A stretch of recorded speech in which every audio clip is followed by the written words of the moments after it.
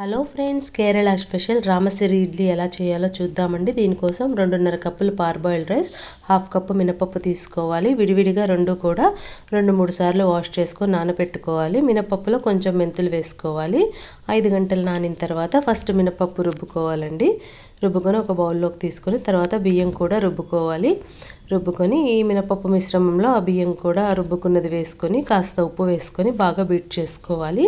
Beat చేసుకొని lid పెట్టి ఒక 8 to 9 hours వరకు మనం ఫార్మేట్ చేద్దాము. ఇలా చూడండి, ఉదయాన్నే లేచి చూసేసరికి ఎంత చక్కగా ఫార్మేట్ అయిందో. వీటిని ఇడ్లీలు ఎలా వేసుకోవాలంటే, కింద ఇడ్లీ స్టాండ్లో నీళ్లు పోసుకొని చిల్లుల బేసన్ పెట్టుకొని ఒక పల్సటి కాటన్ క్లాత్ వేసుకోవాలి. కర్చీఫ్ క్లాత్ అయినా పర్వాలేదు. దాంట్లో కొంచెం ఈ విధంగా పల్సగా మనం వేసుకొని మూత పెట్టుకొని స్టీమ్ చేసుకోవాలి. ఒక 5 నిమిషాల నుంచి 6 నిమిషాలు స్టీమ్ చేసుకుంటే సరిపోతుంది సిమ్లో. చూడండి ఎంత చక్కగా రెడీ అయిపోయిందో. వెనక నీళ్లు చల్లి ఇడ్లీ తీసుకోవాలి. ఫుల్ వీడియో కోసం విజిట్ సునైన్స్ కిచెన్ అండ్ వ్లాగ్స్.